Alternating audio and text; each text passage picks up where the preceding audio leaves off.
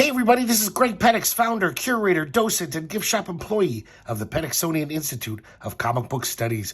Today we're going to be looking at Epic Illustrated number 13, the August 1982 issue. We start off with a cover by Mike Cyans, long-time contributor to Epic, and there's a story inside kind of illustrating this tale, but with differences. I'm very excited because Cholly and Flytrap are returning in this issue, as it says on the cover. Contents page. Overview. All the contributors. Finally, we come to the last chapter of Weirdworld, The Dragon Masters of Clarn, written by Doug Munch, drawn by John Buscema, inked by Maurice Severin, lettered by Joe Rosen, painted by Steve Olef. And it's pretty much just more of the same here. Everything's getting ready for the epic battle, as we saw last time. Tyndall and his friends are all going to get on these dragons and confront Black Magister, the evil sorcerer.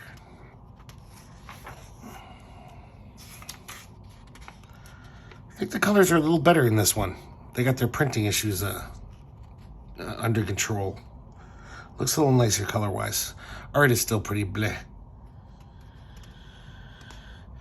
So Valana's full-on under the influence of Magister and his servant Mercandor. Her statue is fully black now. So she's basically will take any command. She will obey any command they give her. Magister resurrects his trolls, the ones he killed with the red mist earlier. Now they're like zombie warriors for him. It's the big final battle.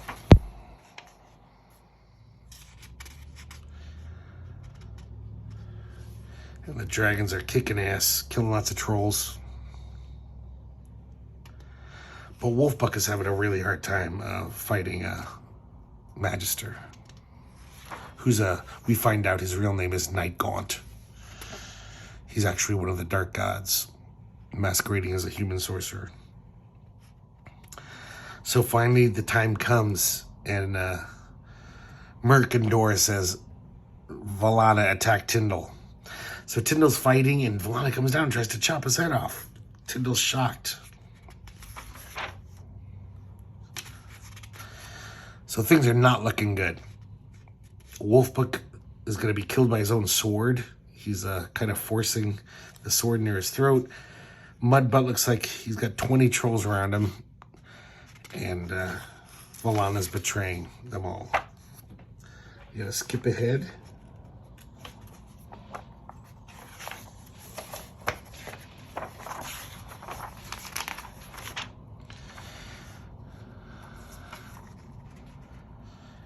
And Valana falls to her death.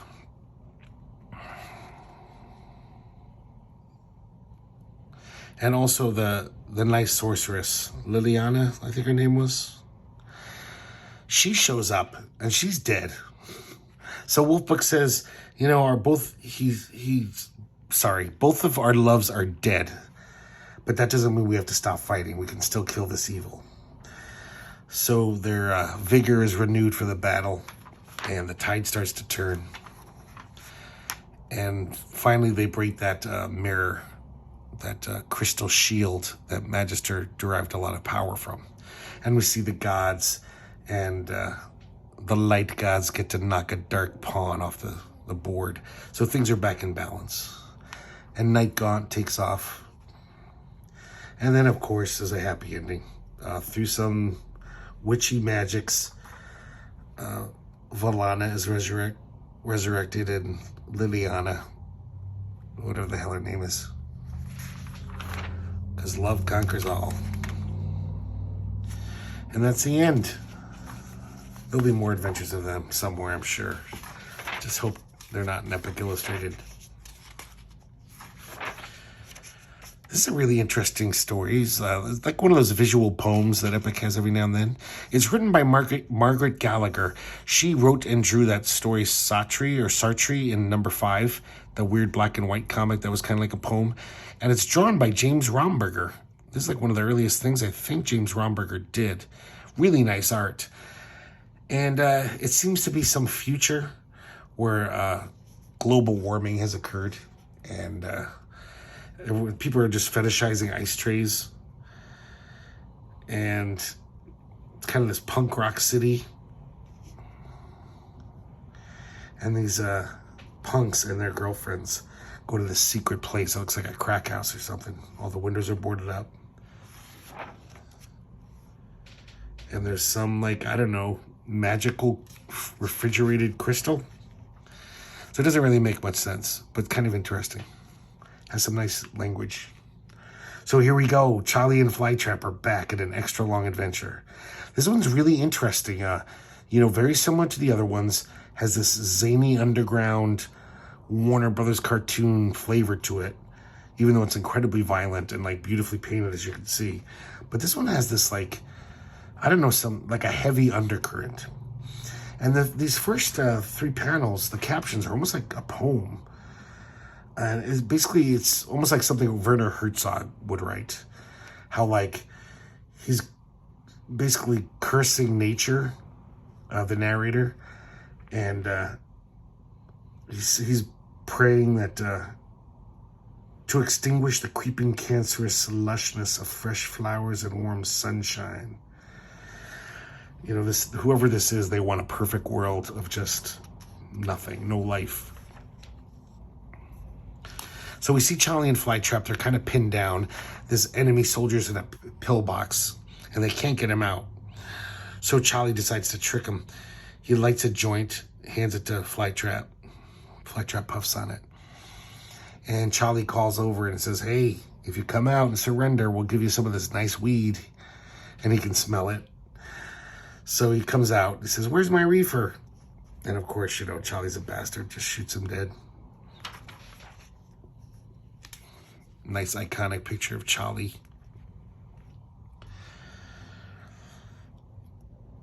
So, Cholly might have been the one who said those first 3 captions, because he's like, what's this, a flower?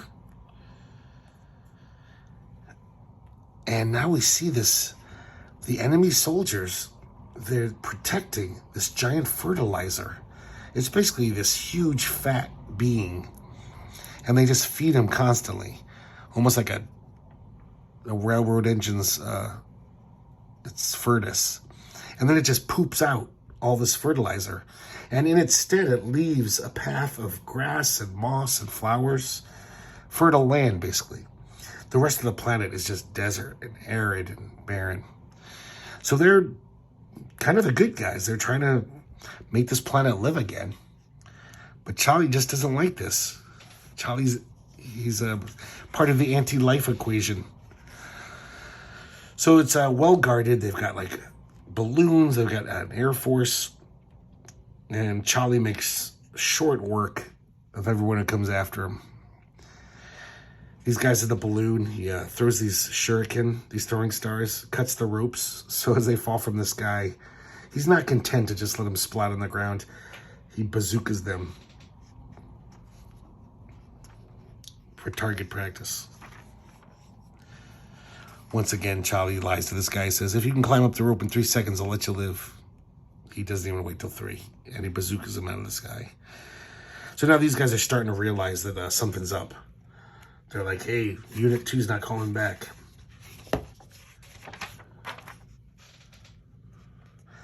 And now they totally realize that they're under attack, because Cholly starts sniping them. And they're like, snipers.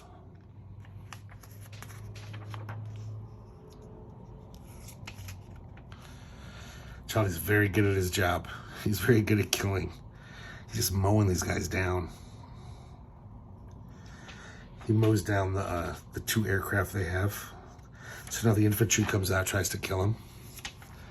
It's really weird.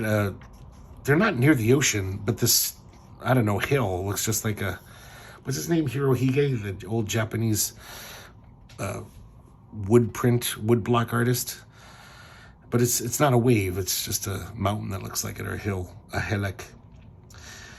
So Charlie's doing that little thing where he's whipping around Flytrap's back and being a tail gunner. All the guys chasing him. So the last three guys say, okay, we gotta protect the fertilizer with our lives. With our very own bodies.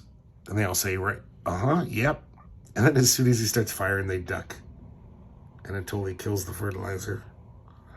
Falls on one of them, crushes him, one of the soldiers. But then there's one guy they didn't account on, the driver of the fertilizer. He's this big guy. He's way bigger than all the other guys. And he's beating the shit out of Cholly. It's like breaks his ribs, it sounds like. But then all of a sudden, Flytrap comes in. And even though Flytrap's such a big, fat, obese guy, he's very graceful. And he's a great fighter. Like martial arts. And he beats the shit out of this big guy. Gives him a karate chop to the head, finishes him off.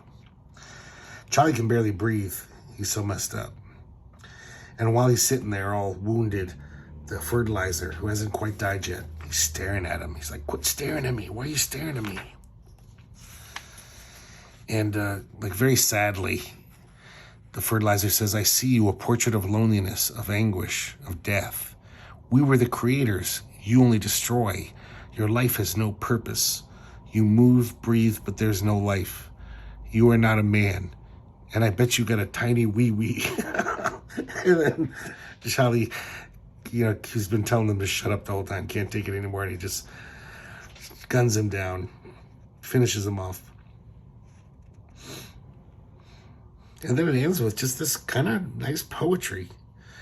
Blow, cruel wind, decay be your flag, desolation your song, death your reality. Blow in the rites of spring on this perfect world. Because now it is perfect, because the heavy rains just wiped away that fertilized land. And tomorrow it's just going to be sun-baked mud like the rest of the planet. Great stuff. I didn't even comment on the art, but, you can see it. Arthur CDM is so freaking good. Where did we leave off here?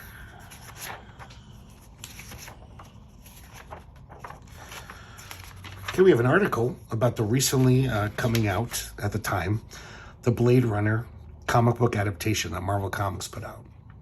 And it has art by Al Williamson and Carlos Garzon, who inked a lot of Al Williamson stuff. So this is kind of interesting because if you have the comic, you can see the black and white art before the colors. Because it's that full process color, it was like on slick Baxter paper, which sometimes could, cover up the pencils and inks pretty much. Looks really good. I think I either have this or I used to have it. I'm not even sure. But I really do hope I have it, because just seeing this again, it looks really good. And I love this movie. I'm a huge fan of Blade Runner. I saw it the night it came out, back in '82. Fell in love with it instantly. Here we got the 4th chapter of Abraxas and the Earthman. And we're finding out more stuff about this crazy world. The Yorick is anchored outside the whale planet.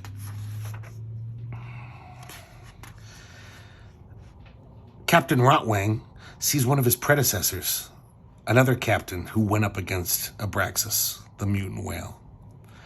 And all that's left of him is half a body and half a ship. He's just cut down the middle. And he's like, I'm not going to help you. You couldn't give me $1 billion to go against that whale again. His ship's totally devastated. So we cut away to Isaacs and Sphinx, the 6-titty leopard woman. And apparently they snuggled a lot the night before. They seemed to be a little close this morning and very, very amicable to each other. So they both have to go off to do their jobs. And he's invited to Captain Rotwang's dinner table. When he gets there, he sees Falco's head, and Falco says, yeah, things have been better since you decided to work for Rotwang. since you agreed to his bargain.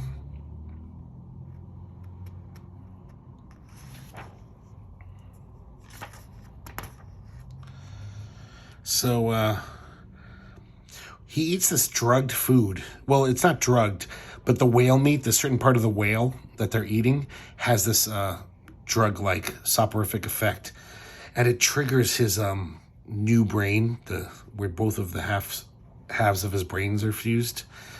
Kind of gives it an extra jolt, so that his aura goes out to find Abraxas, and when it returns, Abraxas will follow and lead Abraxas right to them, to their trap. So he basically, Rotwang says, okay, that's all we needed from him. Slay the Earthman. And Falco's all like, you promised. And Rotwang says, you know how you and I were talking about principles earlier? How some folks has them and others don't? Well, I don't. So he's going to kill him too. But then the Zlexu surgeons butt in, and they're like, you cannot kill Isaacs. You can kill anyone else. But this guy's important for our experiments. He's an essential ingredient. You can't have him. So Rotwang says, this is mutiny. You guys have never, no Zlexu surgeon has ever rebelled against his captain in the history of the whaling. So he says, kill him, mates. So all the crew attack them. They get one of them, they kill him, but the one Zlexu surgeon flies away with John Isaac.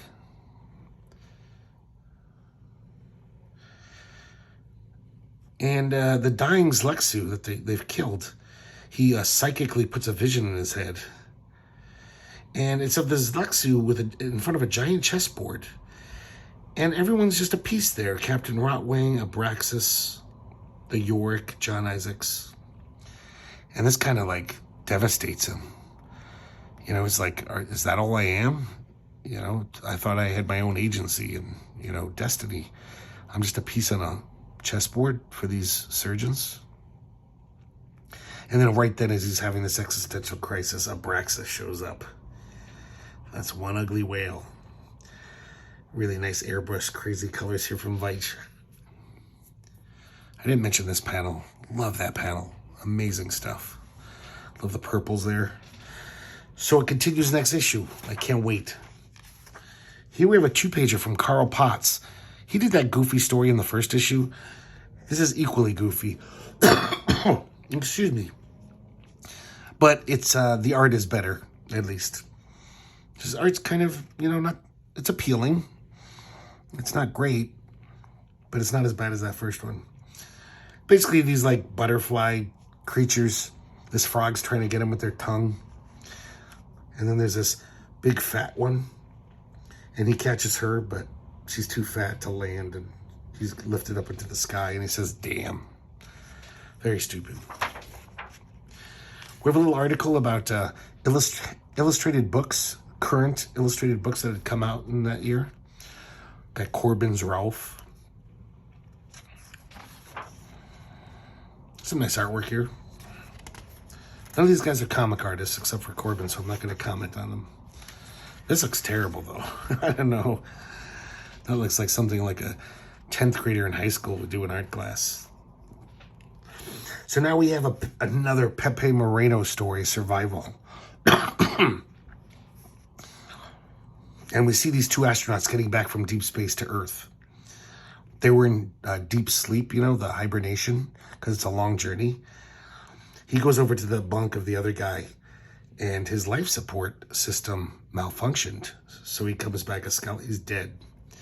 Of course, he knew that. He did it on purpose. He sabotaged his life support system. So we find out pretty early on, this guy's a total opportunistic bastard. In his mind, it's a kill or be killed. So before Earth was destroyed in the huge, you know, World War III, he was in charge of these nutrient bricks. And nutrient bricks are some amazing invention where you could just put a bunch of them in the Sahara Desert and they would energize the soil and terraform a dead planet if you wanted to. So they're very valuable, as you can imagine, because there's lots of planets in the galaxy that don't have, can't really support life very well. But these take care of that. So when the alarm sounds, the nukes are in the air, he traps all of his co-workers in this bunker. And he gets off planet by bribing some other guy. Actually, the guy he killed in the first page.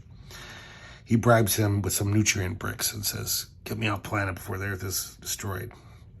So now he's back on Earth. Look how badly it's destroyed. It's just like dirt up to the Statue of Liberty's nipples. Everything's buried. It's a completely dead planet. And he gets to his old place where he used to work, where all those nutrient bricks are. So he wants to go back and get them. He's going to be a gazillionaire in this future. I mean, just one of those bricks should be rich for life, but he's gonna be able to set his own terms.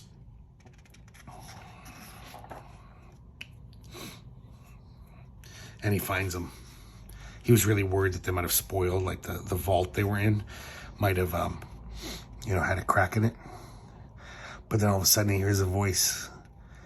And it's all those guys that he locked in the vault years ago when he escaped Earth. And they've been kept alive by the nutrient bricks. Because the first person who died there, they covered him up with nutrient bricks. And then they got hungry and realized, shit, we got to eat that guy. So when they took him out of the bricks, the nutrient bricks had reacted with his flesh. So now these guys can survive in the radiated world. And they basically live forever as long as they keep getting food. They're kind of like zombies. They look like zombies, at least. And he tries to fight him off. But as he's running away, he knocks over this big shelving unit full of nutrient bricks. And like a ton of nutrient bricks fall on him and crush him. And then the zombie guys chow down on him. And they're so happy because at last they're free. They were trapped down there until he opened the vault door. And they say free to leave the vault for what waited above: a terrain rover, a shuttle, a ship, transportation to the colonies, which despite their part in its destruction would again be supporting Earth by feeding its final survivors. So they're going to fly off into the populated galaxy and just like an infection and start chowing down on everyone because they're going to live forever. So here's the story that the cover illustrated, even though there's no werewolf in this story like the cover had. It's written by Archie Goodwin, drawn by Mike Syans. And once again, Mike Syans, just every issue, it seems like he tries a different genre out. And this is Grail, which is like a tale of the Knights of the Round Table. And there's this one really, virtuous knight, but we'll find out he's not so virtuous, but he's really driven to find the Grail. All the other knights are starting to doubt, and they're like, it probably doesn't even exist. So he's like, gonna kill one of them to teach him a lesson. I'm sorry, he does. But the other knights take that opportunity to run away, so they do ditch him. So he's left with his loyal squire, and they see a vision of the Grail. And they ride through towns full of plague-killed bodies. Look at this panel here. That's pretty amazing. Really creepy. Nice airbrush stuff. So as they're about to leave the town, they hear a voice asking for help. And it's a woman tied to a tree. And this priest is about to burn her for being a witch. And he blames her for all the plague, for everything. And the squire punches the priest and stops him from burning her to death. And the knight chastises him for this.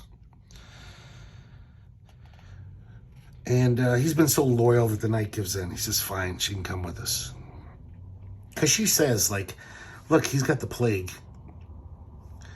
The disease drove him to fix blame on me. He wasn't really thinking straight. And he also felt guilty because he probably brought the plague to the town since he was always traveling as a traveling preacher. So they find a little cabin for the night. And the knight stays up all night, kind of on guard, lightly sleeping. And the squire and the woman make love. And apparently they're really close already because the next day he's like, I'll be back to return once we get the Grail. So they're in this horrible snowstorm. It's been a long time. They flash forward a little. They're exhausted. One of the horses is already dead. The squire's saying, we got to, rest the horse. Your horse is going to die, and then we'll really be fucked. We got to get some shelter and rest a little. But he's so fanatical, this guy. The horse does die. He's like, no, we're going to keep on walking. Even though it's sure death, you know. If the horses couldn't make it through this storm, they're not going to. So the squire just says, I have to make some cover. And he crawls to this cave.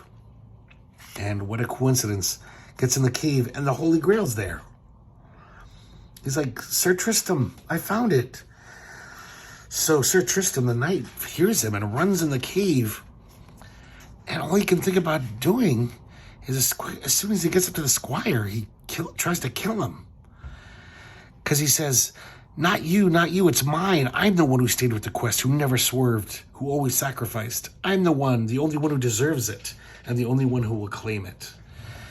So they were basically on this quest for the Grail to save the kingdom, but this guy got so wrapped up in his own glory and, you know, his own conceit, they totally forgot why they were doing it in the first place.